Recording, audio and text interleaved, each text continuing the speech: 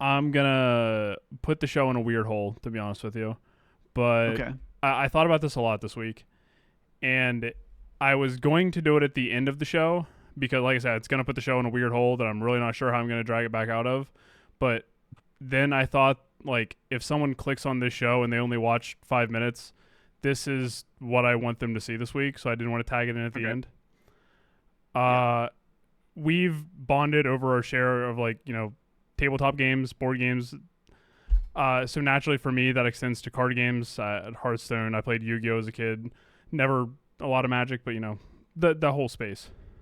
Yeah. Yu-Gi-Oh specifically, there was a YouTuber that passed this week who's lost his battle with cancer, unfortunately. Whose name was Simo. He was a massive trailblazer in the space, and I just wanted to like acknowledge that and give him props a little bit. I guess is kind of a weird way to say, but the MBT and CGB both released great videos on it. So I would implore you to you audience etc. to Yeah. go watch those and kind of remember him in the light that his friends do. Obviously, I didn't interact with them. I'm just a fan, so I would Yeah. rather let his friends speak about him and his legacy and the ripple effect and all the things they do. I think they put together great content pieces for it, but I really wanted to lead with that and get people. It was just an important thing that happened to me this week, so I wanted to get that in. Yeah. Yeah, It's always it sucks. It's a terrible thing, but Yeah. it's Yeah. Cancer's shit, bro. yeah, it fucking sucks. It's terrible, Yeah. but like he was truly fantastic. I can't say enough good things about Simo, so Yeah.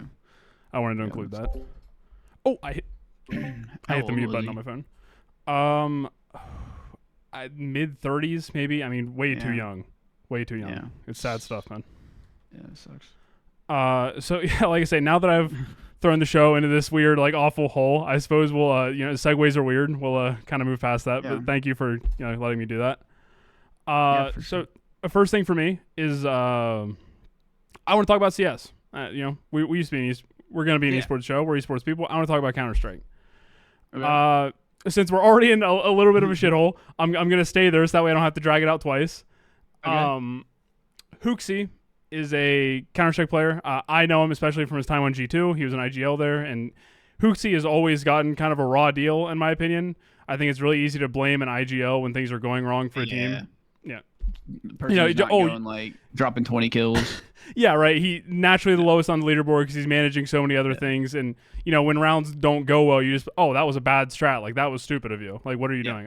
Armchair analyst, I know better, right? Yeah. He put some stuff on his story today about some of the messages he got after they flamed out at this tournament. It's crazy, man. Like I wanted to talk about this, and I saw the messages. I didn't bring pictures of them. I'm not going to show. Like it's terrible stuff, man. Like I don't even want to like read them for like verbatim. It's truly terrible People stuff. are so weird, bro. It's awful. I just so bad. Dude. yeah. I wanted to like admonish that behavior and like extend a obviously like we never competed on that level, but I can't imagine having like it already sucks to flame out of a tournament, yeah, especially where you like, feel like you didn't live up dude, to your potential. These guys are like very competitive people. They are doing literally everything they can do to win, and they're putting everything into it. Like this is like literally their life, and then it's just like you bomb out, and it's just you get this shit, bro. Like come on, bro. Yeah, Grow up. it's disgusting. So Yeah, grow up. yeah, shouts out to Hooksy. He's taking a break from like everything online right now, which I definitely can't blame him for. But I hope that guy comes back bigger and better and puts all those fucking losers in their place because he does not deserve any of that shit he's getting. It's fucking weird. Yeah. I wish like more people could win in esports. Just, like, Yeah. There's only like one winner, but it's like this shit happens to everybody, and you're like, you want everyone to shut the shitters up because it's like, it's just tough because it's like, and it's like that's the thing. Like you get tournaments however long and however so often, and only one team can win it. Oh yeah. That means everyone else has to lose, and it's like, bro, like you can even do everything right, and the other team just plays better. Like, dude, it's just people just need to grow up. I mean, really, truly, like if you're making stage 2 of a Counter Strike major, like you're an incredible player. There's no ifs, ands, or buts about it. So I hate seeing like armchair analysts saying like, oh, well, I could have done better. He's playing like nobody. He's like, no, he's playing people that would Bro, absolutely crush your lobbies. I'm sure it's really easy to like click heads that aren't moving in your silver Yeah. lobbies. Like, come Yeah. on, man. Yeah. I mean, I can't talk. I can't click a non-moving target, but Hey, you saw me trying to play CoD last night. I had some shaky shots. Hey, all in due time. I gotta learn how to use a mouse. Yeah, for sure. Yeah, dude, that's and so ass. on the flip side, though, I want to talk about Donk. That guy is fucking bad. Holy shit. I said something to you about it yesterday. I was like, I don't know a lot about CS, but I know Donk is him. And then I was like, I hear he's even crazier right now. Like, Yeah, to say Donk is back in his prime, I think would almost be an understatement. So I brought some stats. This is what I did some research. I saw a stat on Twitter. I don't know if it's there was one stat I saw on Twitter that blew my mind because one, I don't know. I know he's got like a 2-something rating. I don't know what the ratings mean. I don't know what the benchmark of a rating is. But like there was one stat I saw. I'll let you go through yours, but there was one stat. I'll see if you had it, but it blew my mind. Okay, so I'll contextualize this. So, like you say, a rating, if you think about a 1.0 would be like a completely average Counter-Strike player. Okay. So like a 1.0 is your expected rating. So, if an IGL might have a tough series, he might come in at a 0.9. You'd expect your star rifler to have like a 1.1, but, it's pretty like well done, really. Like rating 2.0 is pretty effective. Does it roughly equate to like Call of Duty KD?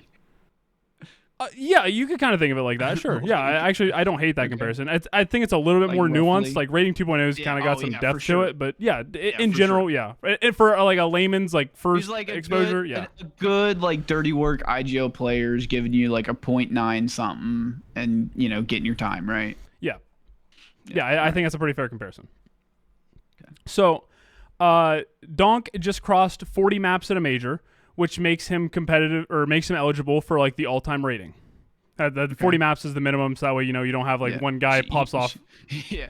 One guy with a bunch of shitters like. Yeah, he qualified for the major one time in tier 3, dropped 50 kills, and now he's the best player of all time. So Donk gets across the border for that, and he has 42 maps played, and he is now the highest rated major player in history with a 1.47 average rating.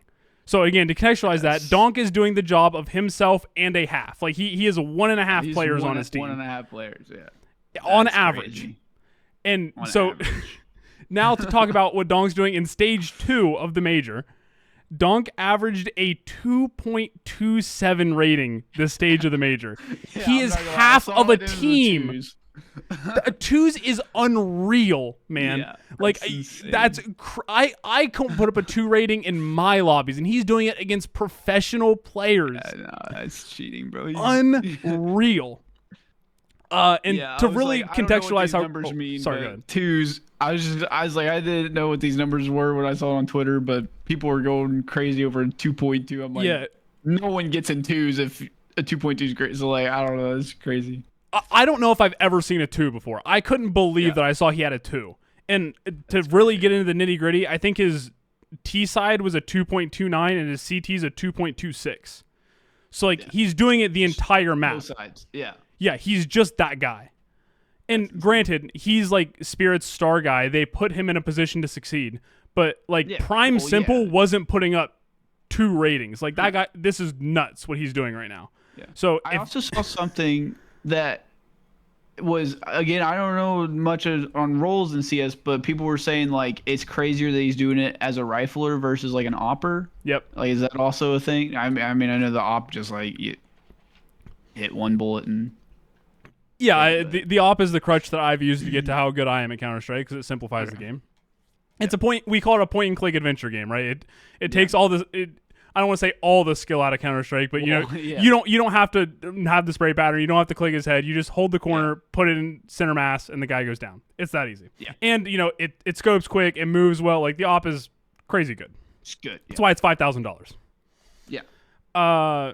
So, and then the 2 maybe like top 3 players before this, I would give to Simple in his time, Cold Zera for a little bit, and then Zywoo up in for the past 2 years or so, maybe. I don't know.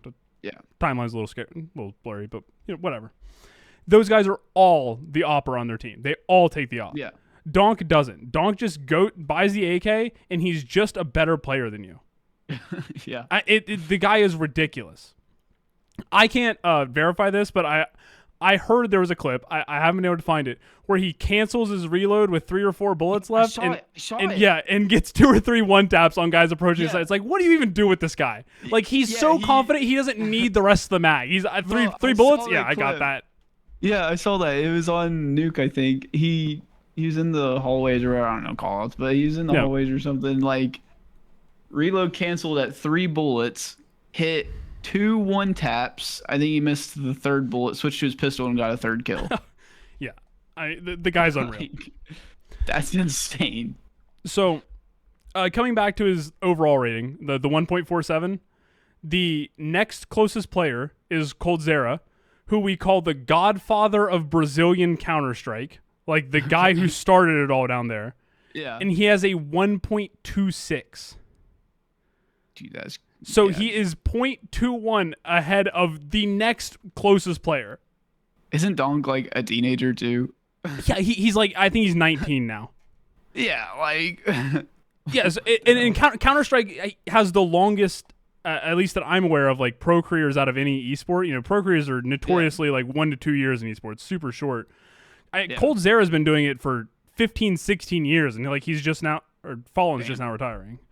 So, yeah, like they do it for a long time. That's I would expect to hear Donk's name for the next decade at least, unless he decides he doesn't want to do it anymore. You know? Yeah, I'm not gonna lie. I came across a video on YouTube. It was like the story of Donk. I watched it. The Score it Esports. Like yeah, they make good stuff. It was a whole documentary on like 1 year. Yep. Like it was like, like all of this stuff. He's done this. He finally achieved the lifelong dream of every CS player, and he got Rookie of the Year the next. Oh my! What? Like, yeah, he's crazy. What? Like, dang, bro. Yeah, I mean, the closest we've got, like, we've had some insane rookie years in CoD. Simp, Scrap, and Merc are the ones that come to mind. That, like, before Simp, I just don't know the rookie years very well. I wasn't watching back then. Simp's probably still the highest rookie season. Scrap probably would have passed him if he won champs, but they came in second because he talked shit to Kismet, and Kismet then shit on him in the finals, and they got ran. So if Scrap would have won champs, I probably would have given it to Scrap. Mercs was crazy just because like he came in as a substitute player, like a fill-in, like day of fill-in, got 3rd, and then got picked up by Optic, got 4th, and then won champs EWC back to back. And champs, champs is the one everyone wants to win. That's your like world's big one, right? Yeah, that's your world championship. Is his first event win, champs. Okay, that's crazy. That's crazy. And then back to back wins EWC, which is it's a big tournament. Vegas. I have my problems with the EWC, but it's a massive tournament, no doubt. Yeah, there's definitely problems with it, but like tons of money on the line. Oh yeah, it's a huge tournament, especially for a rookie like that. You know, they're gonna have all the nerves, and it's a big deal. Insane. Unfortunately, Optics like cursed this season, and it's not going as planned. They're an amazing team. They're so good up until the finals. They literally, I'm pretty sure they've only lost like 9 series the whole year, and like 4 of them are finals. That's tragic. I mean, you really have to feel like you're cursed. Literally half of their losses are finals. Bro, they might be. Okay, I wasn't going to. They might be. I kind of tweeted about this. Bro, I'm, quote the office, shout out Michael Scott, but I'm not superstitious, but I am a little stitious. Bro, so last year, because 2 years ago, Optic won champs with Shotzi, Dashi, Kenny, Pred. Okay. And then they go into the next year, and they start off. I think actually their first game, I think they lost, but they started off like pretty decent. Well, they actually after like 2 games, Pred got benched for out of game reasons. So they brought in Hooks, and then there's all this drama. But then Hook came in, played well, so they were playing good. They got first seed going into the first tournament, right? They got highest seed going in, so they were still playing good. And Shotzi goes on a rampage on Twitter, bro, and like as every COD player does, it seems like. Yeah, like And he's like, at dog shit teams, you have to play for the win to win or something. Like, That's banger tweet, right? crazy. That's Banger crazy. tweet. Yeah, really. Okay, banger tweet. And, number one seed. I mean, a Shotzi, he's already won champs like twice. Like, he's reigning world champ. He won back in 2019. He won a championship and he won a ring in Halo. Like, this guy's like him, right? Oh, yeah. Like, talk your shit. Like, the greatest movement player of all time. Talk your shit. Well, then Optic, like, go in first seed, but then get like 8th at the major, really disappointing major, whatever. And then they're like, well, the out of game stuff with Pred, that's different now. So we're going to try this Pred shit again. So Hook, you're dropped. Pred, you're coming in. And then they go on the infamous 0-18 run. So for like Ooh. six. So for six. Sorry, is that series or straight- maps? So it's maps. But for Okay. like 6 series straight, aside from like some random thing that didn't really count. I don't remember. But basically for 6 series straight, they got 3-0'd every series. Like, Dude, that's bad. That's like inexcusable for a top team. No. I mean, top team, just it didn't matter who they were playing. They were playing the worst teams in the league. Just didn't matter. Just came in 3-0, came in 3-0, came in 3-0. We finally played Thieves, top team, whatever. We're like, all right, we need a rebound. Come in 3-0. Kenny dropped a generational map. Bro, guess what Kenny's KD was? 2.3. No, KD. Yeah. Yeah. Kenny's on Optic. Yeah. He had a 2.3. Is that crazy? Okay, a generational in the other direction. No. Subtract 2. No way he had a 0.3. No chance. 3, bro. I thought you were going to tell me this was the turnaround. No. No.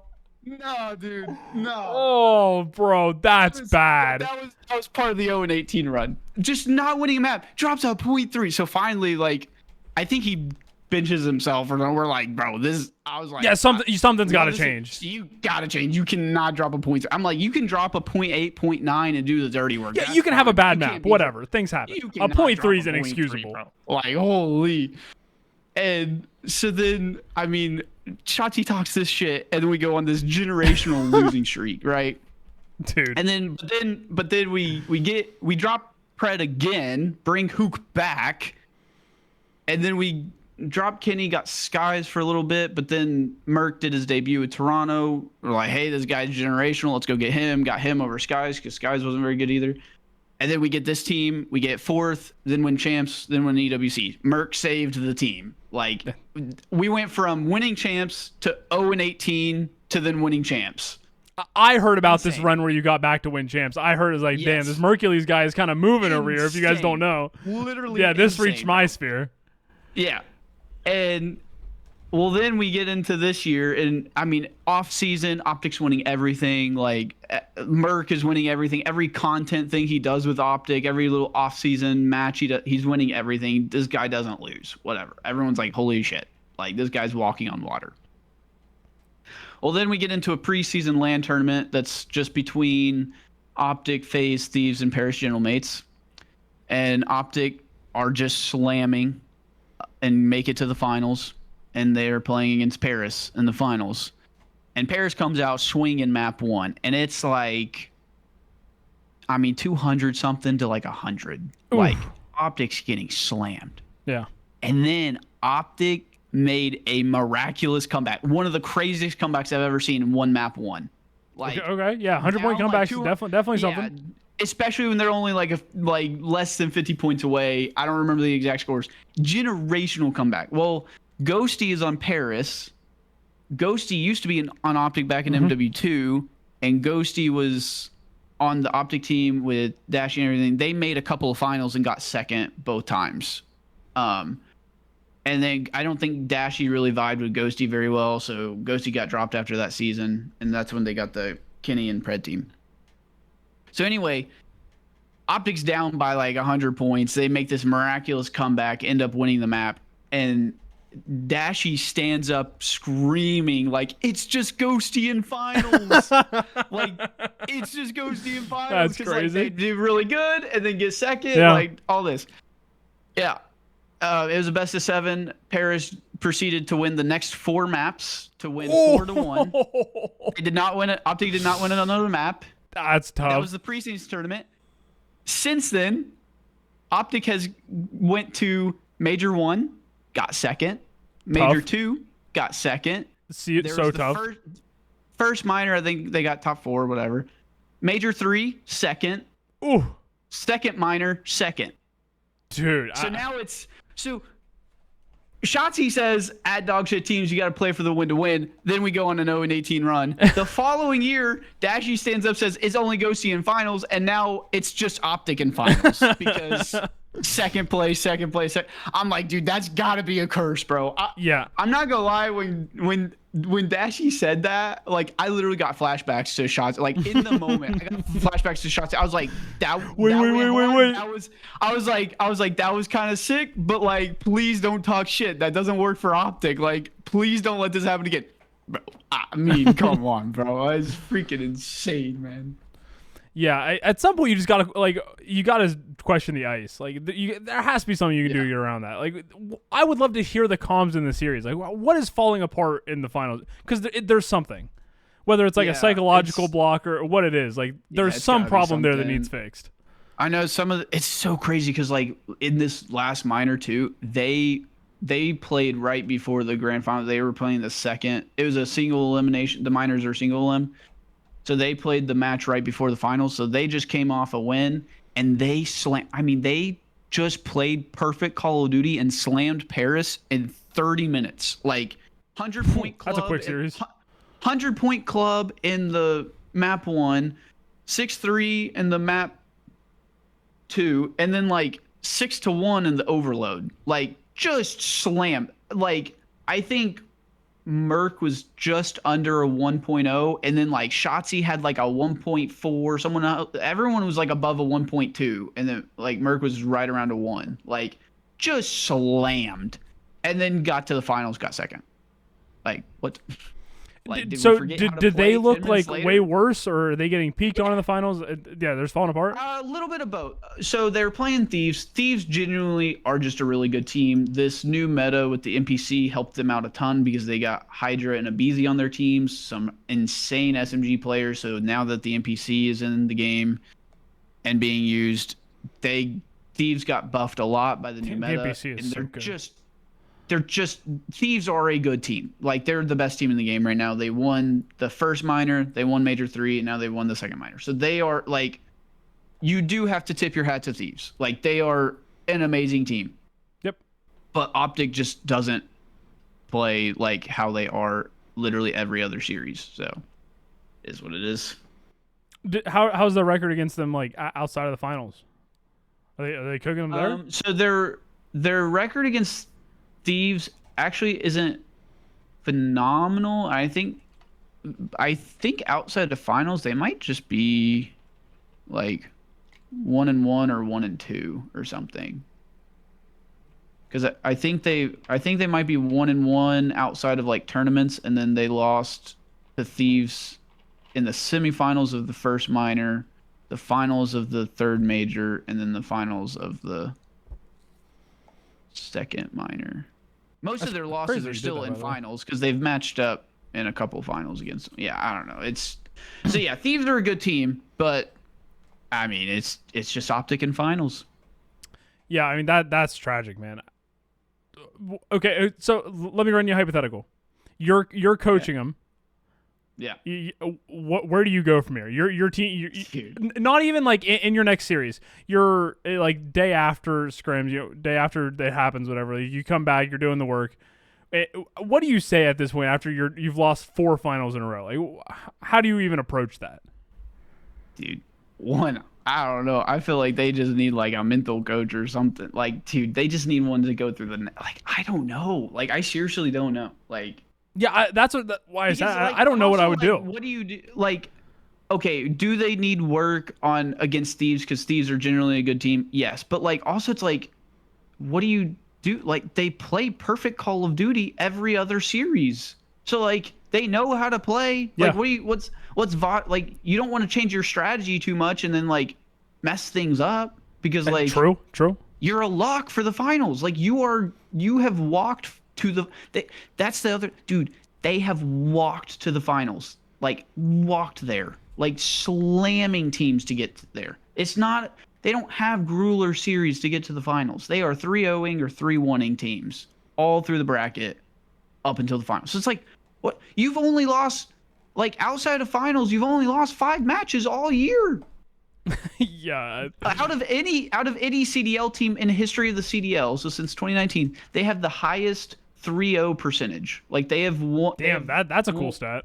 Their percentage of wins or their percentage of games where they win in a 3-0 is higher than any other team, even Cold War Phase, which is like the best CDL team. Like they are slamming, and then they just get to the finals and just don't know how to play. I'm trying to think if Rocket League's ever had a team like that. They were just like notorious. Well, we've had like chokers before, but I don't know if you've ever had just like someone who can't get it done at the last possible moment. And it's also like they literally like this team can win. They won Champs EWC back to back, which are the 2 biggest tournaments. Like, dude. Maybe they're gonna three-peat Champs in EWC and just can't win anything else. So, maybe. Bro. I hope so. We got one more major and then Champs EWC. They got honestly, I will say at the end of the day, like if they just win, like let's say they win Major 4 and that's the one they win, like if nothing goes through the net, I don't know, something might be chalked, which I would hate because I absolutely love watching this team play because they're really good. But if none of them go through the net, then I don't know what you do. But let's say they win 1. If it's Major 4, I don't really know if that really fixes much just because you've had so many. If they win Champs, nothing matters. Like you three-peated. Yeah. Like you three-peated. It does not matter.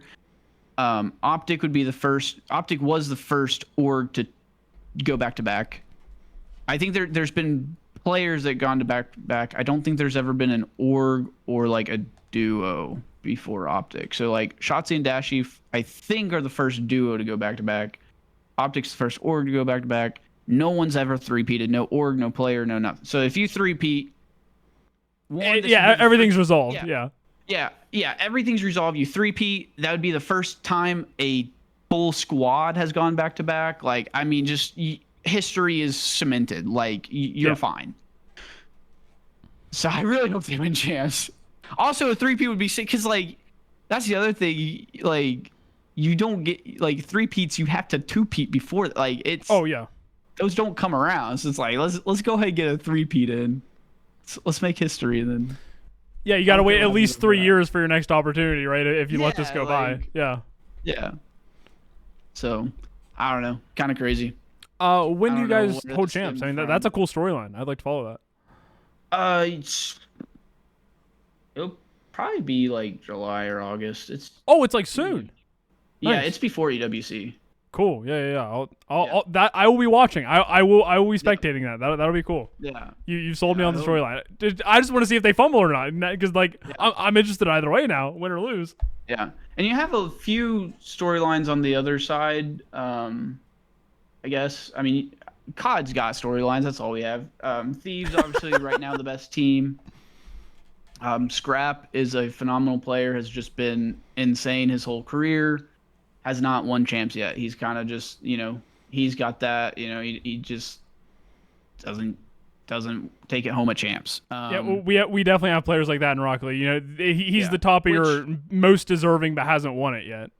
Yeah. We have a lot of players like that. He hasn't been in the league like a super long time. His rookie year was MW2, so like a few years ago. So like it's not like it's been like years, but like for the level he's played, like I think there was a year that like they make these like lineman's an account, Twitter account or something, and he makes like cards showing people's performances. Like the FIFA cards and stuff. Yeah. Yeah, like, those are super like, cool. I love those. For like an entire year, like I swear, like all of his cards were like 97 or above. Yeah. Like legit insane, and hasn't won Champs. You'd also get Hydra would get his, if Thieves won Champs, Scrap would get his first, Hydra would get his second, Abizi would get his third, and he would also get his first Champs win without Simp because they split this year for the first time. Neum is on the team. He's a rookie, so if they won, he would win his rookie year.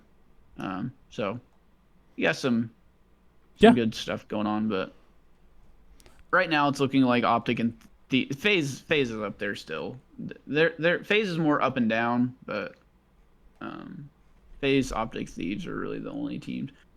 Ultra was up there, or Toronto Koi were up there getting like got back-to-back third places. Oh, I don't know if I told you that, or yeah, I did. I think it was like right after last podcast I saw it.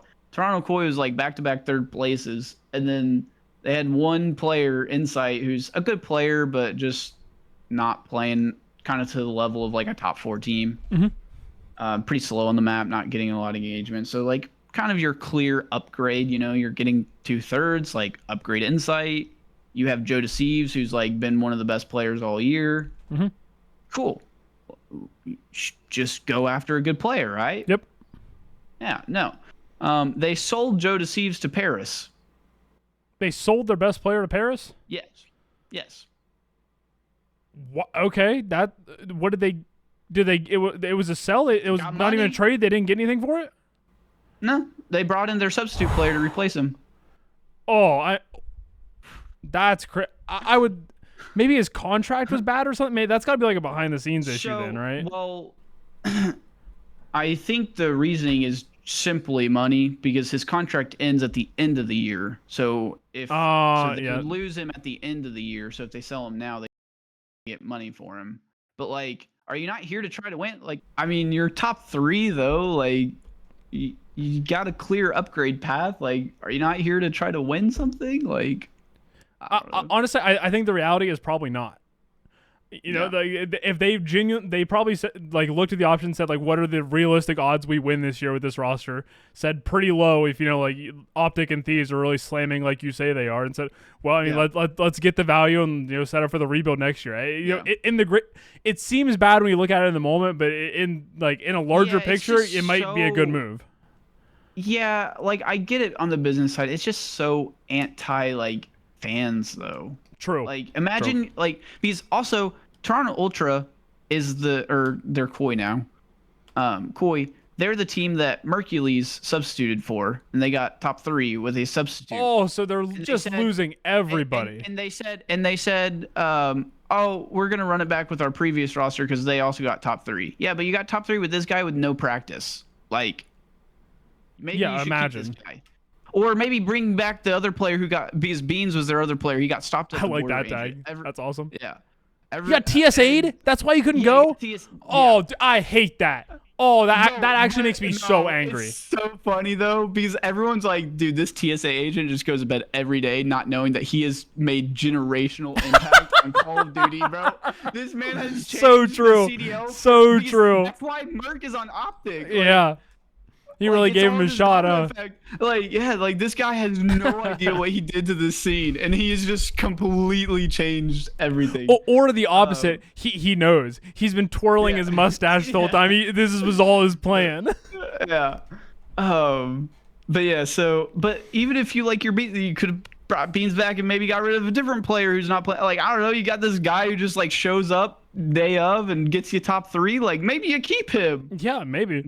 Guess another player that started on Toronto that they sold away. Scrap. The guy who I just said was like 99. So you could have had Scrap, Merc, and Jodeci. Is that his name? Joe Deceives. Yeah, you could have had. Honestly, there's probably an alternate timeline where the Toronto team is Scrap, Merc, Joe Deceives, and Kleenex, who's been on the team the whole time, and he's good. Like, what? Yeah, I mean, that gets pretty compelling pretty quick. Yeah, like honestly, Toronto might be like the greatest finders of talent, and then they just sell them off. Like, all right, cool. I mean, they're making money. Maybe they've turned it into the one of 2 profitable esports orgs. Maybe they're the second one ever. Yeah. Yeah, I don't know. That's a real stat, by the way. I'm pretty sure Vitality is still the only profitable esports org. Yeah, I'm curious. There was the team, the Paris Legion in CoD. I think people were theorizing that they might be profitable because they spent like 0 money. They always paid the bare minimum. Yeah. They didn't get anyone worth a damn, like, and that was back it's changed now, but before, like, the money earned from team packs in the game was split evenly amongst the teams. So like they just maybe not evenly, but maybe like a percentage of it was split amongst the teams. It wasn't just like Optic got all of the Optics sales. So like they just bunch of kids buy Optic pack and they get paid. They get a cut. They go slice off the top. That deal changed. They said we're out. See ya. So yeah, I don't know. But, I mean, hey, those are the two strats to go about it. You either pay your players nothing and scrape off the top, or pay your players the bag and win everything in the Vitality way. Yeah. You guys are lucky. I'm telling you, when Vitality comes to the CDL, it's over for you guys too. You're gonna experience this at some point. They're gonna buy a league slot and no one else is ever gonna win again, and you're gonna have to pretend you still like watching it. I mean, it's better than all these poverty orgs, bro. I don't know, dude. Cloud9, freaking, dude. Oh my gosh. It sucks, dude. I love Cloud9 as an org. They're making so many decisions that it's like they want me to hate them, man. Yeah. You were already like so far in my good graces, and you're just actively working your way out of it. Yeah, they are not in my good graces. That went away real quick. I was excited to get Cloud9 back in CoD, and then they nosedived. Also, we talk about branding a lot. Cloud9's branding might be the best in the game. I mean, their logo is just incredible. It's pretty good. It's great. The color palette, they do it so well.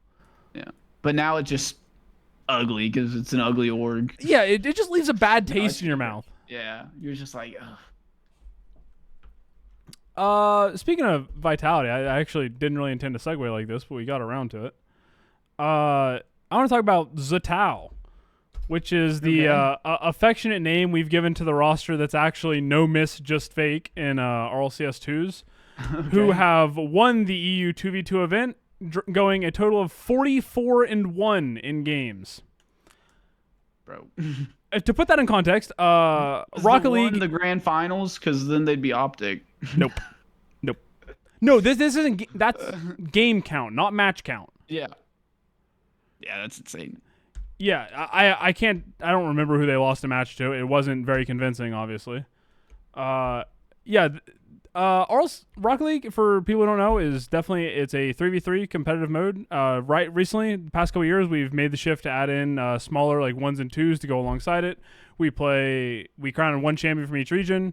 We send 4 people, or the 4 biggest regions. We send those 4 to the World Championship. They play out. It's cool. It's a little like sideshow to break it up from the 3v3. We have a more fun day of competition. Rather than watching some quarterfinals on Sunday, you get to watch the 1v1 championship, the 2v2 championship. Whatever. Yeah. Gets people involved. 2s is the most played mode in Rocket League by a mile. 1s is only played by psychopaths and masochists. It's impossible to have any fun.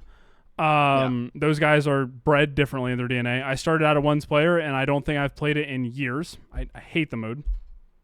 3s, it kind of for the same people, actually, just in a different way, because queuing in with 3 people and trying to like get on the same page as them is just never going to happen. Like, you can't play good rock. You're never in rotation with people, and so even like the highest ranks, people will be 2,300, great Rocket League players, and they're my rank in 3s because they just don't play it. There's just not a market for it. If you want to play high level 3s, you still go play 6-mans, which is like the private. It's like Face It for Counter-Strike. I don't know if you guys have anything like that. Yeah. I mean, private 6s. You can play 8s in COD. I mean, you just find guys to play. UMG, I don't know if they still do anything. It's kind of like that. Yeah. I mean, that's definitely back from my Call of Duty time, but yeah, there's stuff like that. Yeah, it's so similar. Everybody plays 2s. You get more time on the ball. You get a little bit of space. There's still a little bit of team play and strategy. It's the happy medium we've all found to like. This is what makes us better at the game, and then we take what we've learned in 2s, move it into a 3 strategy, and we play high level 3s. That's how it goes. Like, even if you want to get on a professional Rocket League team right now, you don't go play 6-mans. You don't message people. You queue up 2s and you beat the shit out of professional players until they want to play with you. Yeah, that's crazy. I literally 2s as well. Yeah, that's awesome. I do too. I don't play anything but 2s. Absolutely not. So it's not like, it's a little bit different in the fact that like, oh, now we're like, instead of trying to improve, we're actively trying to win the game. Like it plays very slightly different. But pros are like in post-match interviews saying like, Yeah, we actually stopped talking for game 2. We kind of forgot we were playing in a tournament. We had to like remind ourselves to calm. Yeah. So my point is, this mode is so heavily played, and these guys are just dogging everybody at it. Like it's not even close. Yeah, that's insane. Like, Yeah. I wish I was that good at something. Don't we all? Like, dude, that's insane. Yeah, because I think of professional Rocket League players as, like the next thing. Like, you guys are impossible to even like comprehend. Like, they're so incredibly good at the game. So then to see them like get leveled by somebody else, like there's really they're about this. Just seeing gaps at the highest level is just nuts. Like same thing with Donk. Like, bro, people have been playing. Yeah, same thing with Donk. Exactly. Long? How are you this much? Like, how do you just do that? Like, what did you do? Like, how? I'm of the opinion, and this is a me take. I don't necessarily have the evidence to support this, even though I bet I could find some that does, because I think I'm smart. Whatever. Okay. I think at that level, it's a mental difference. I think Zen and Atao load into every match without a single doubt that they are going to impose their will on the field without a struggle. I think it's a mental difference most of the way. Yes, 100%. That's a big part of it. I just don't know how no one else, like. I mean, you gotta at least slam a little bit because you also have to get.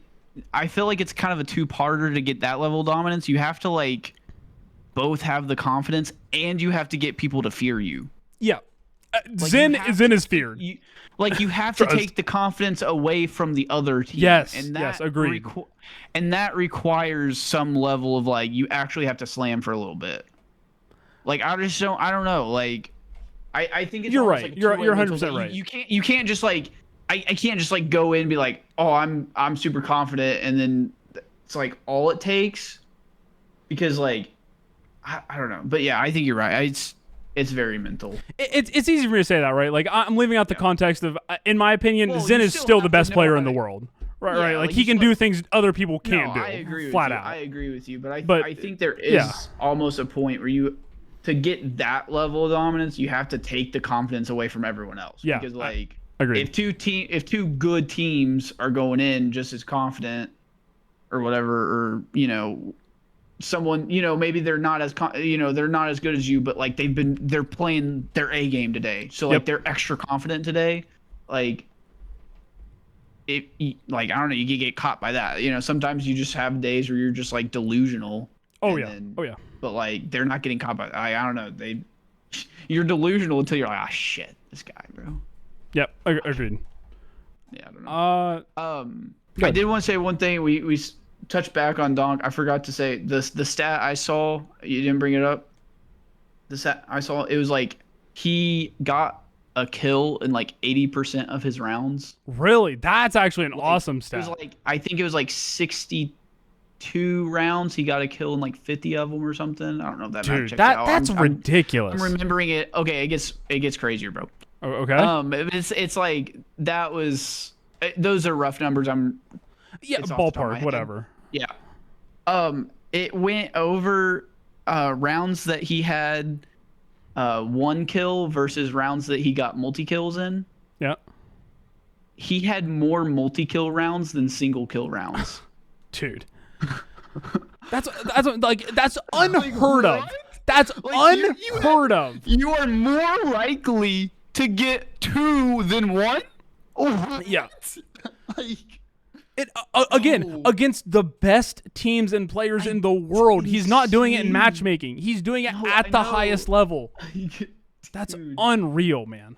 That is crazy. More. It was by like a couple of rounds, but like that shouldn't be possible. But it shouldn't be. It shouldn't even be competitive. It should be like you're twice as likely to, or 3 times more likely to get one kill than a multi-kill. Like, he had more multi-kill rounds than single-kill rounds. And again, in the most efficient era of Counter-Strike ever, like it is their literal professional job to go and make a game plan down to like, you can't kill me without getting traded out. Like, people structure where they're on the map so that you can't you can't multi-kill them, and he's still doing it. He's been doing this. So they got donk Yeah, strats. yeah. Donk Yep. counter number 62. Oh shit, that one didn't work. Let's go to 63. Um, have you seen what? the picture of their They got coach for this donk major? counters, bro.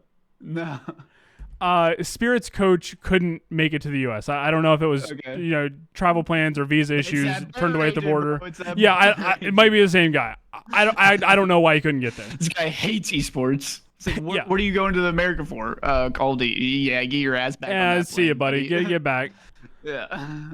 It's a small side tangent. You know they sent a FIFA ref home for the World Cup. There was a World Cup ref that was like scheduled to ref a World Cup match, Bro, that's and they so sent tough. him back. That's so tough. And That's that guy, that's tough because that guy would have made bank, bro. Oh yeah, yeah. So I was fuming when I read about that. That's crazy. But I don't want to. That is going to bridge into topics that I don't know about, and I'm going to say something really confidently and angrily that is wrong.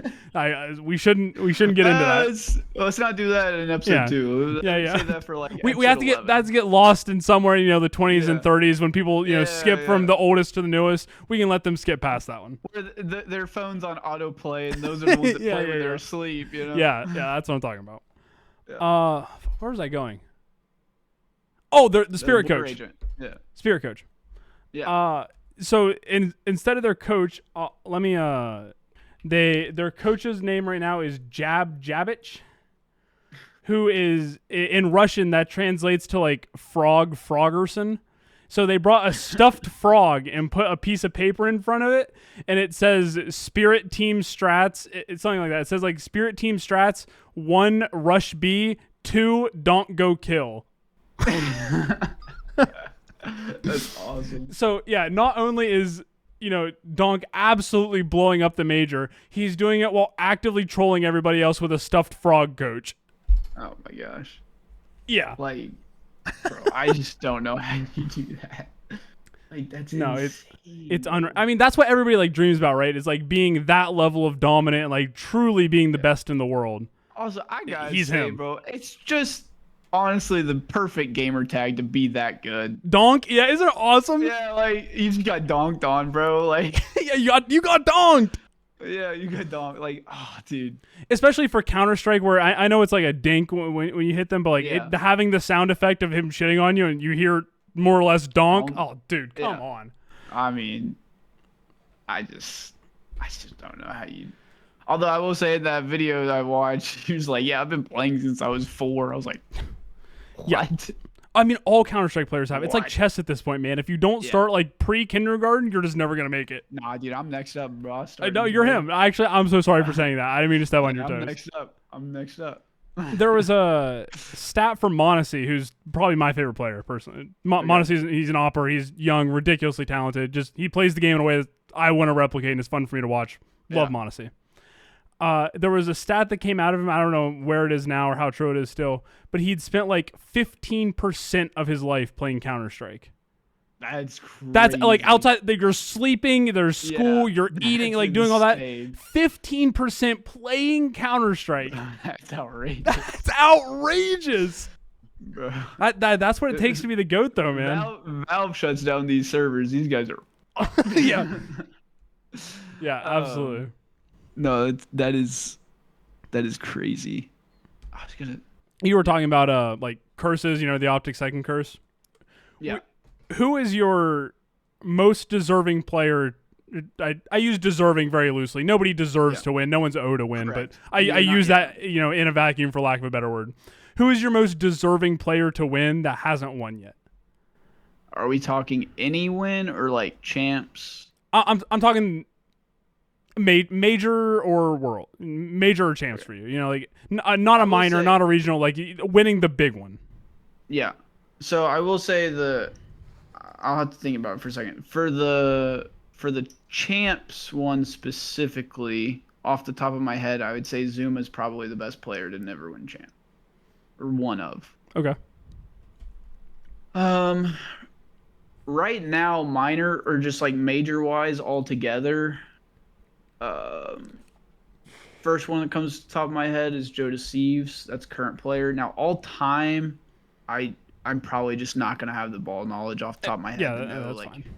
who hasn't won. Because I'm sure there's just some insane players who they're retired. Yeah, there's probably someone who's retired now and just never. Yeah, I'm putting you on the it. spot with this random question, right? Like, I don't expect you to have like the lore accurate number to number knowledge. Yeah, current player probably Joe Deceives. He's been pretty insane for quite a while now. I think he's got second at least once. Yeah, he's probably because him or I do kind of feel bad for Nasty right now. That's the first tag you've thrown at me I've never heard before. Okay, so Nasty. Last year. So okay, funny enough, this is not the first time this Silver Surfer thing has happened. Okay. Okay. So, in Vanguard, FaZe were the Silver Surfers. They got second at like 4 out of 5 events or something like that. Again, off the top of my head, may not be right, but the event they didn't get second, they got like third. So they did not win at all the entire year and got second at almost every event. That would be so frustrating. Oh my god. Yeah. It was a lot more fun when it was happening FaZe than when it was happening Obby. Let me tell you. I really enjoyed when it was happening to FaZe.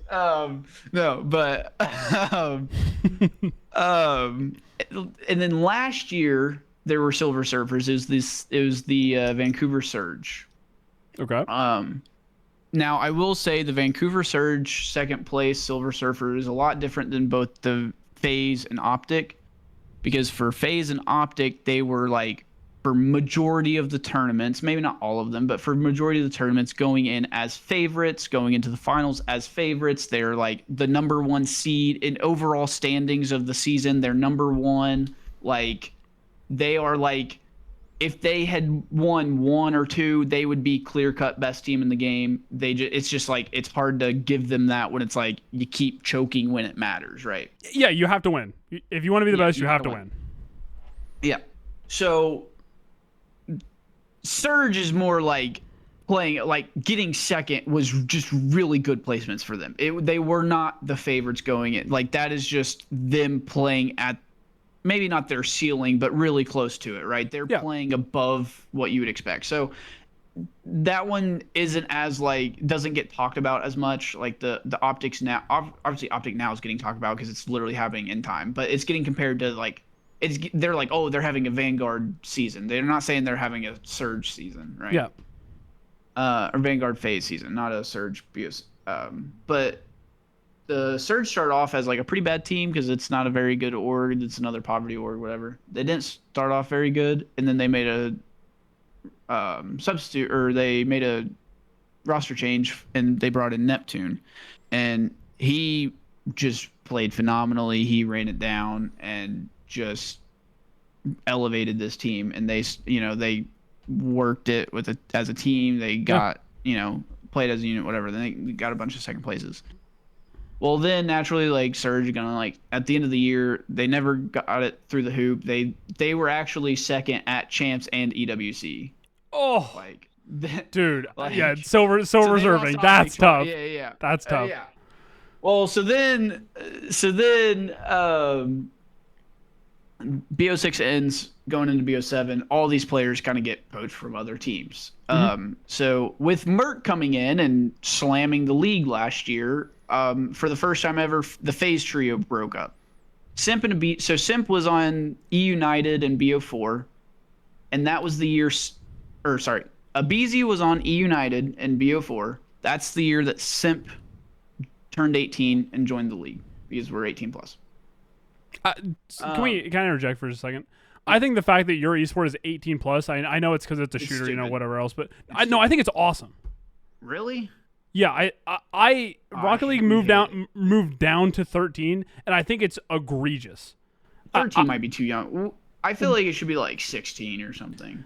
I kind of hate it. Really? The amount of time it takes, like, you put into esports, like, to go professional, like the amount of grind that takes, when acknowledge it doesn't pay off for 99% of people who put that time in, right? Like, there's way more people who put in 10,000 hours and didn't make it pro than people who put in 10,000 hours and made it pro. Yeah, but people are gonna do it either anyway. It's like, but like, if they're absolutely frying at like 16, might as well go ahead and give them their shot. I understand that perspective, but like, it's they're the flip side of it being so damaging. Like you lose out on so much, and like it's such a formative time. Like losing out on all that like social building and stuff in high school to like go grind scrims and stuff. Like I respect the grind, I respect the hustle, but it has a lot of like legitimate damage. I'm kind of torn about it. I agree. Oh, I agree that being on the game 24/7. I mean, there's a reason everyone in all these scenes are brain dead. Like, trust me, I get Dude, it. there are some clips of COD pros that are so funny. Oh my god, some of them are so funny. Shotzi has zero. Asking chat where he went to school is so funny, dude. Oh my god. There was a trivia thing. Someone said, "What's the only mammal that can fly?" Only mammal that can. Only mammal that can fly. You might be able to think this one through. It took me a second to think of it, but I got there. We're talking actively flying, not like gliding. Correct. I don't know if I know the answer to this. Am I a moron? Am I cooked? Well, okay, no. That's not not knowing this is not why he's broke. Oh, okay. I was getting a little worried. I was like, oh my god, it might be over for me. You're good. No, you're good. Okay. The answer is a bat. Oh, okay. Yeah, sure. Yeah. Okay. This wasn't Shotzi. I don't remember who it was. Someone said a swordfish. Taylor, that's neither a mammal or it doesn't fly. He's like, swordfish? Dude, it has to be trolling. Has to be trolling. Oh, I don't know, dude. Yeah, just so many brain dead. I would just say, like, I agree that it's formative years, like, it does damage, but, like, also they're going to do it anyway. Yeah, like, and that's definitely the argument against it, is they're going to do it anyway. You're absolutely right. They're going to do it anyway. Now, is that a good argument to, like, it's like, oh, people are going to do it, people are going to do this anyway. Don't make it illegal, whatever. Like, no, but the realism, like, Adam, it does matter. Because, like, no one is, if you move, let's say it's 18, right? For, like, universally, esports is 18. That doesn't mean they're going to pick up and start grinding at 18. That still means they're grinding ever since they were 12 to get there, right? Like, it still happens. It just means, like, you're playing in 8s with pros slamming and you can't get paid because you're too young. There was a 7-year-old that got signed to a Counter-Strike org a couple weeks ago. I saw that. Do you see immediately got banned? Yeah. That's crazy. That org just literally fucked up that kid's life. He was playing Face It and doing his thing, and they said, hey, we'll sign you. And they just literally ruined his time to play Counter-Strike. What a fucked up thing to do. So you want to know a fun little tidbit about the Call of Duty age restriction? Yeah. So it used to not be 18. It actually, I believe Black Ops 2 is when they moved it to 18 with the start of that wasn't CWO. I think that started in BO3, but whatever like league name it was, that's when it kind of started. That's the first time there was rank play, whatever. That's like when Call of Duty esports really became what it is today. And that's when I remember it getting on my radar, watching Scump videos like, damn, like this guy's moving. Yeah. And Black Ops 2 was the first champs. Before that, there was no like champs. There was like national tournaments and stuff like that, but there was no like champs, right? Yeah, it legitimized it. That was the first year with the 18 and older. So like some people were literally pros, and then the 18 thing happened, and they're like, you can't play anymore. So some of them like went like Hook. He was a pro, and then they made the 18 rule.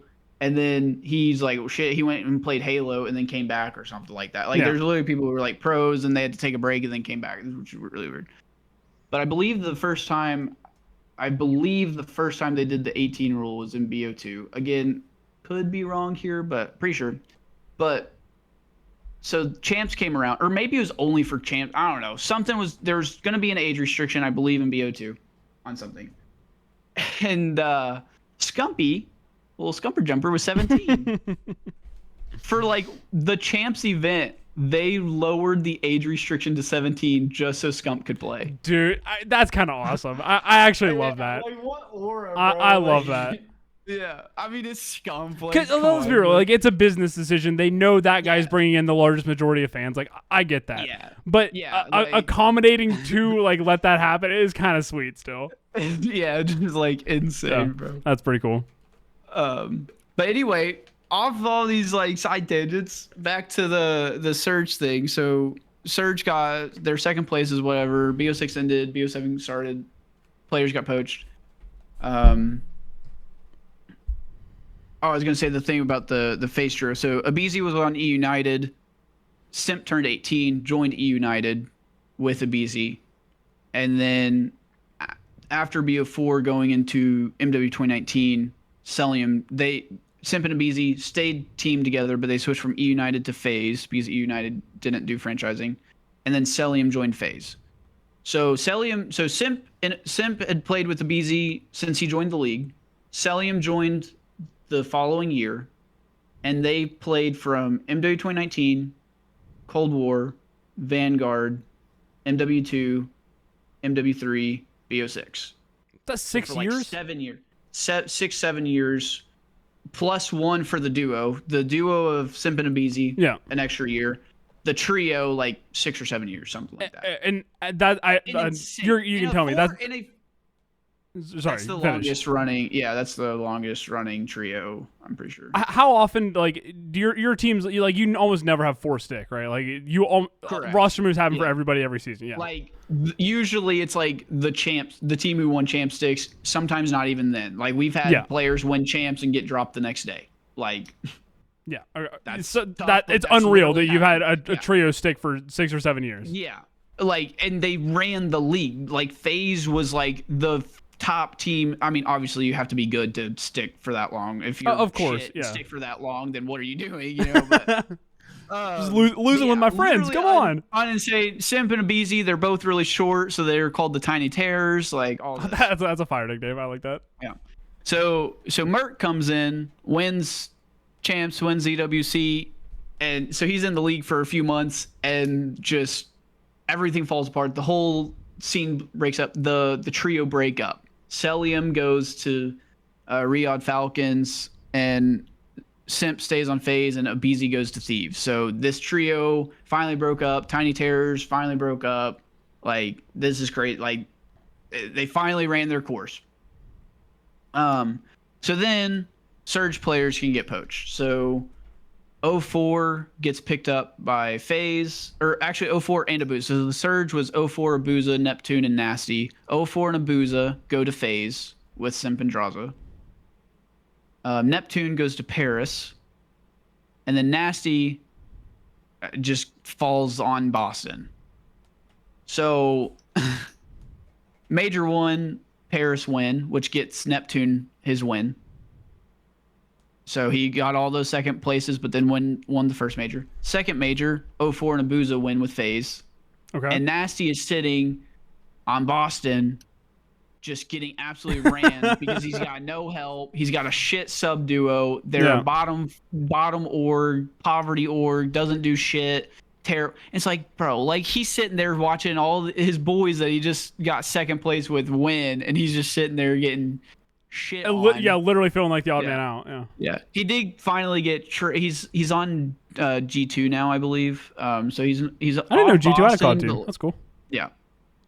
He's off Boston now, but it's like I do kind of feel bad for him. I'd say Jodeci's probably wins the win more as a player who hasn't won yet, but I do feel for Nasty just because like he got all those second places last year and then has now watched all of his teammates win and have success and be on top team. Although Neptune is not in so good spot right now.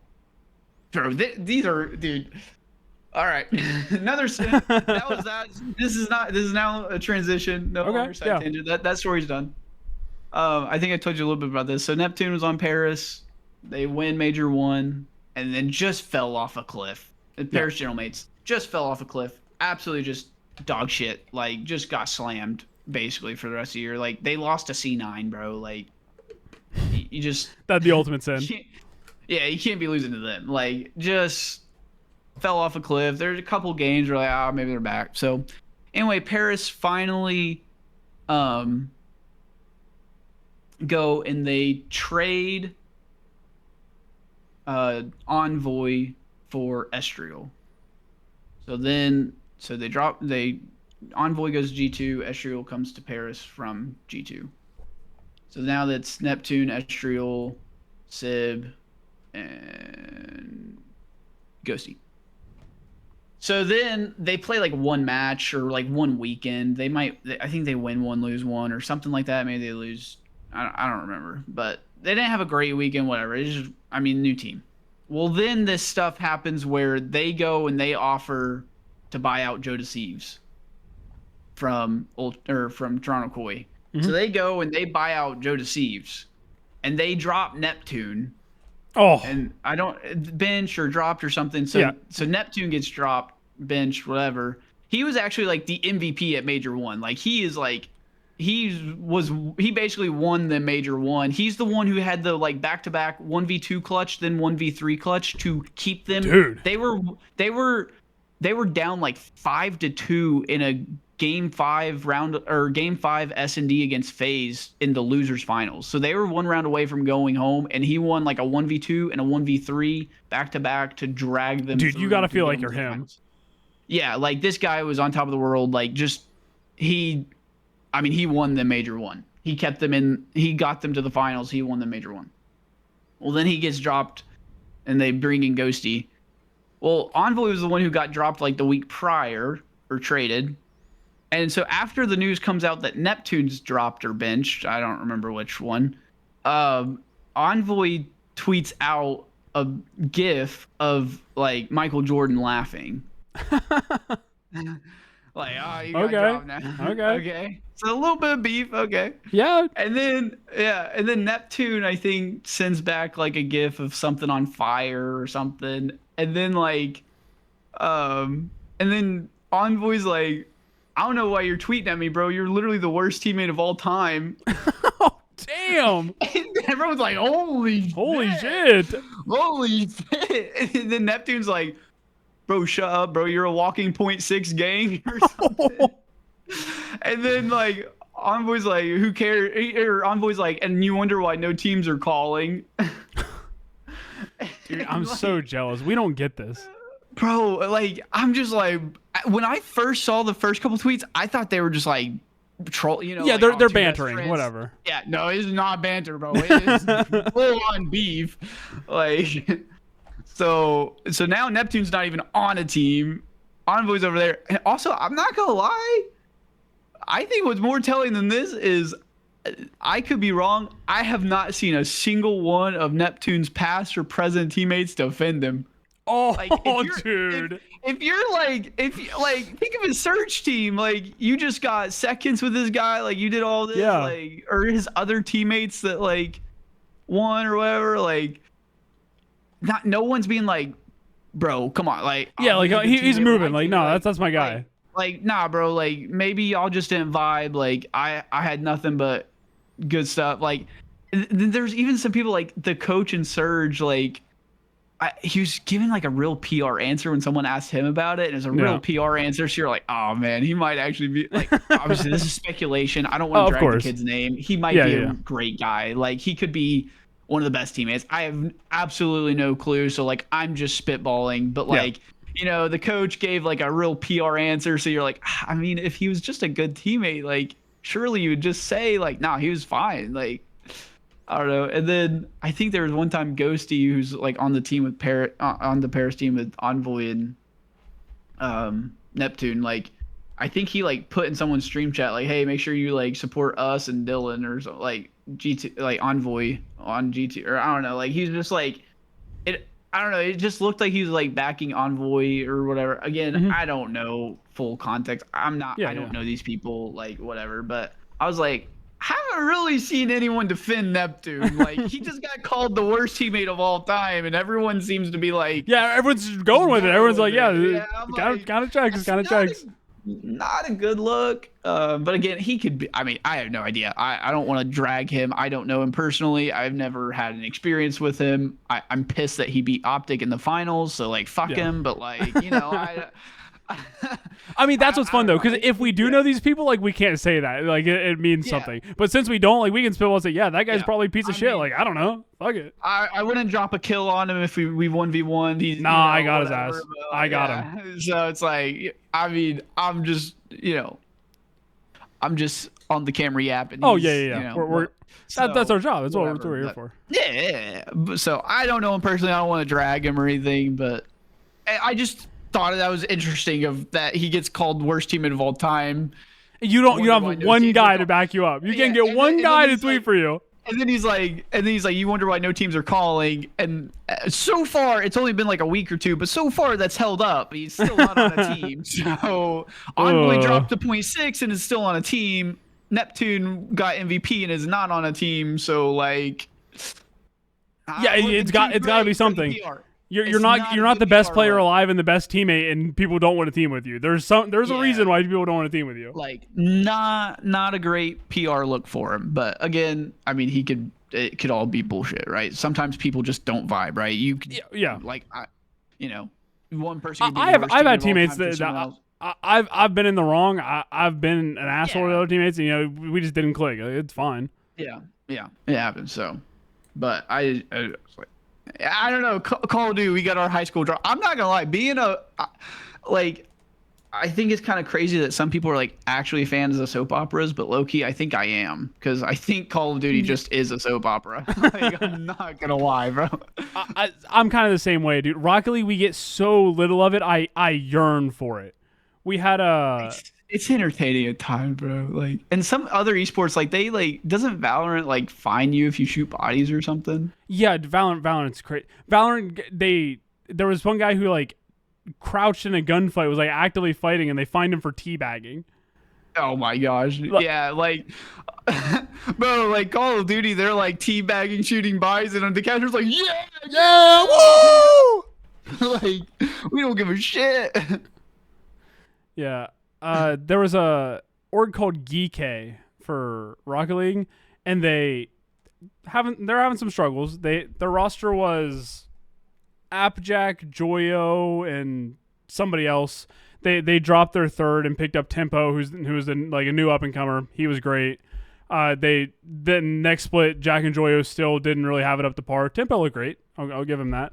But through some time in this split, I've kind of lost chronological order because it's been long enough. But they dropped their coach, and their coach tweets out something like, something kind of passive, like, oh, like, drop me, like, whatever. It's not my fault they're getting 12-16, like. And their owner of the org responds to him and says, "Don't act like you're a passive participant in this. We all know what you did." Holy shit! And then they bombed out even harder next regional, and he didn't tweet a word. I thought I wouldn't have the ability to hold myself back after that. Yeah. After the owner of the org comes to talk shit to me, and then you bomb even harder without me. Oh, I would have been on Twitter all day, man. I couldn't have held myself back. Bro, that just reminds me of another part of our soap opera, bro. There's more. Back with the Paris-Toronto situation, because that was big news. So Toronto got their back-to-back thirds.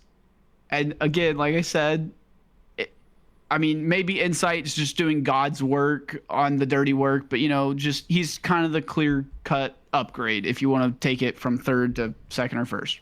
Yep. And so, the guys on the flank, the ex-pros, the content creators, the fans, everyone's like, guys, drop Insight.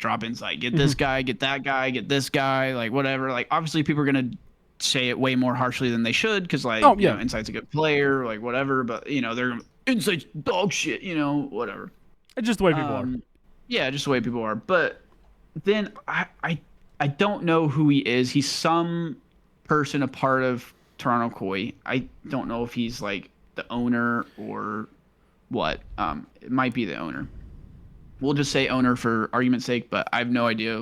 But he's just part of the org somehow. It's staff of some kind, yeah. Yeah. And he tweeted out, he's like guys, we know what we're doing. We just got back-to-back thirds. Trust the process. We know what we're doing. We know what we got here. That's a terrible idea. That tweet only ever gets thrown back at you when you don't have it under control. When you have it under control, no one's ever going to look at you, hey, man, you really had that. They're only going to tweet it back at you when you fumble. That's a terrible idea. Yeah. It should not have tweeted. Well, then the next week they lose a game that they shouldn't have lost, and he quote tweets the loss tweet, where they're like, oh, lost 3-0, whatever, and he quote tweets it and says disgraceful. Oh, bro. And then like the next week is when they sell Joe Deceives, their best player, to Paris. Dude, if I was on that Oregon, I lost a match and my owner tweeted disgraceful at me, I would be out of that contract as soon as possible. Oh, I would be so mad. Oh, what are we doing? Hey, trust the process, man. He's got it. Like, I was like, I kind of like Koi's kind of like a team that like I like to like, you know, if Koi and Thieves are kind of the teams that like I always want Optic to win, but like, you know, they're kind of like my other teams I like to see do well and stuff. And I like a lot of players on Koi, and you know, they got a rookie in this year who's been doing really well. It's been cool to see him play and stuff. And it's like I want to see them do well. So now I'm like I feel bad for the players because like they just got back-to-back thirds and their best player just ups and gets sold away from them. Like that sucks. Yeah, literally. Yeah. And now you're just bringing in the substitute player who hopefully will do well, but you know that's just unfortunate. So it's like I want them to do well. Like I'm like almost want to cheer for them more. Like I want them to like you know some silver lining come out of this. But like also I don't want it to work out for the org. Yeah. So like I want the players to win, but the org to lose because like you can't have it both ways. I'm like I don't know, dude. It's like what are we doing? Like if he just would have not said anything, it would have been fine. I hear the craziest stories about org owners, man. It seems like almost none of them are normal people. Well, it kind of makes sense how this shit's run then. Like, True. It makes a lot of sense when you see them tweet. You're like, oh, wait, you really don't know what's going on. Okay, like, what? This is so wildly off topic. Do you have anything else you want to say about this? Not about this. I have, like, one other thing that I can bring up, but it's not related to this. Okay, so on the topic of, like, your CEO being batshit insane, have you been following the, like, Reckless Bin bricks and minifigs drama that's been unfolding past couple weeks? No, is it like Lego? Yeah. I have not. Okay, this is a wild story. You should watch the videos on this, but I'll give you like the TLDR.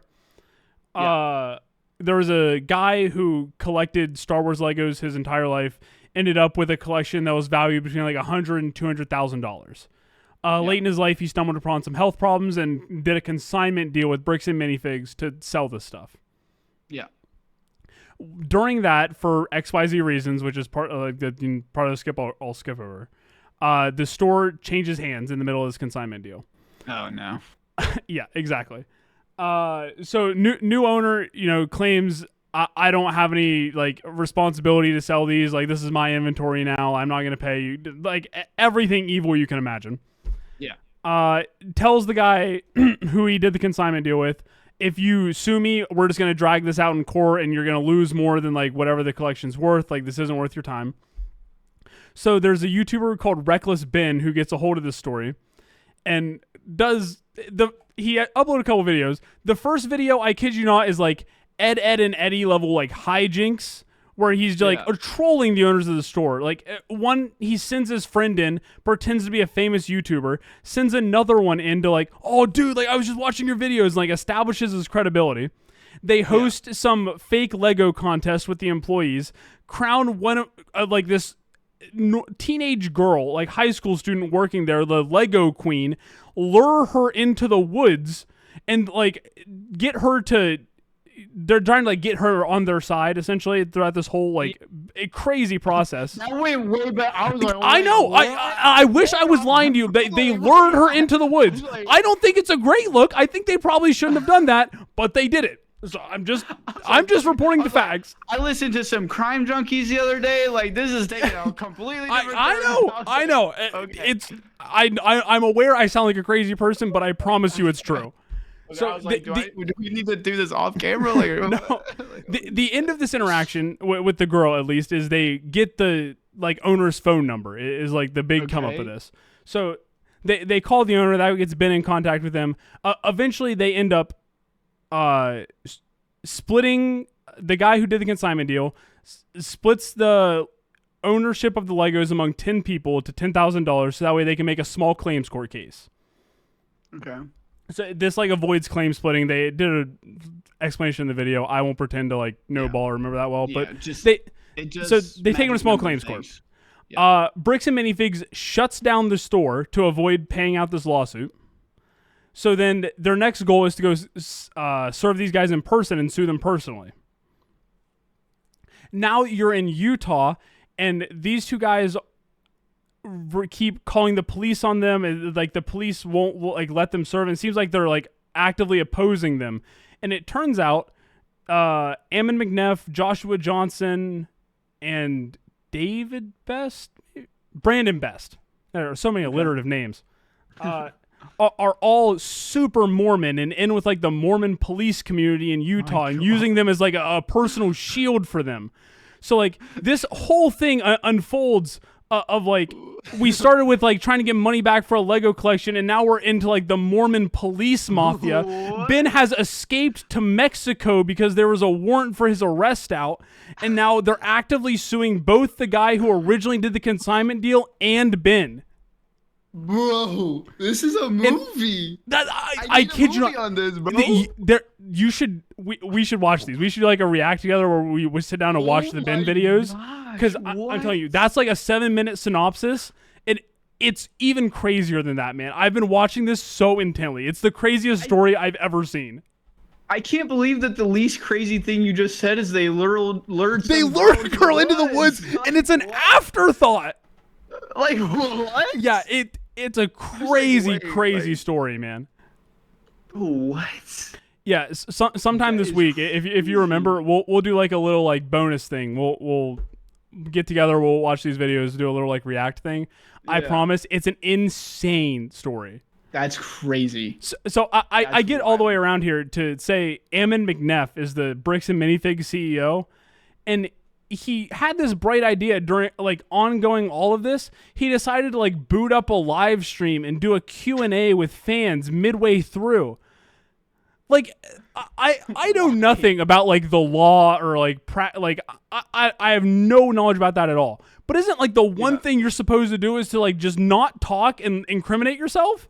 Yeah, like bro. He really booted up the live stream and just thought, I'll just talk my way out of it. I'm the GOAT. I'm gonna do it like that. No, man. Like, the amount of brazen self-confidence you have to even attempt that is wild to me. This makes disgraceful seem like a pretty normal tweet. Yeah. So I'm saying, like, how do these, like, wild people just, like, keep finding their way in these positions? Like, shut up, man. That's crazy. Yeah. So, like I say, that was the TLDR of it. We'll do a thing about it if you think that's interesting. It's crazy. No, that's... Yeah, I'm glad I sold you with the hook, though, because I promise you, as crazy as that sounds, everything in that is true. Yeah, there's 10 hooks. He gets swatted in part 2. Bro, it went from a Crime Junkies episode to like a conspiracy episode. Yeah, it's like, actually, it's crazy. And it's like still ongoing. Like the suit against him has just been filed. Ben got a gag order. Like he can't post part 3. Like it's like an ongoing developing thing right now that I've been adjoined to at the hip. I can't stop watching. I love how this all started from like some YouTuber basically just trying to be a little vigilante for a guy. Yes, exactly. Like, and it's just like, yo, like this is unjust. Like I'm gonna do it myself, and then just like it's kind of like when you like, you're like, hey, let me just dress up as Batman for a day. Yeah. Like, end up in a like secret warehouse watching a deal, but you're like, I'm out of my depth. I wish I wasn't here. Hold on, guys, it's not real. It's not real. Like, hold up, like undo, Control Z. Let me just go home. Like, yeah, man, it's crazy. It's insane. All right, gamer. What's the last thing you want to bring up? Because we're actually over time, so like, no rush. Like it doesn't matter. But what's the? I want to make sure you get your thing in. So last time we talked about MW4. Yeah. And sadly, I was like, you know what? Yeah, sadly, I was like, you know what? I don't care. I don't have to buy it. I don't like IW games. We're good. You're not competing anymore. I'm not competing anymore. Unk. I can play CS. I can keep playing Black Ops 7. I can play like whatever. So I'm like, cool. It's because after I graduated, I was like, I don't have to buy a Call of Duty game. Like I can just like watch the trailers, try the beta, see if I like it, play it. Well, it turns out the next 3 years were all games I liked. So cool. Both the Black Ops 6 and 7 have both been pretty good. Yeah, and I liked MW3 as well. So because Sledgehammer took the shitty IW games and just like put the fixes that everyone asked for and put it in the game, and lo and behold, it wasn't a bad game. Yeah, nice.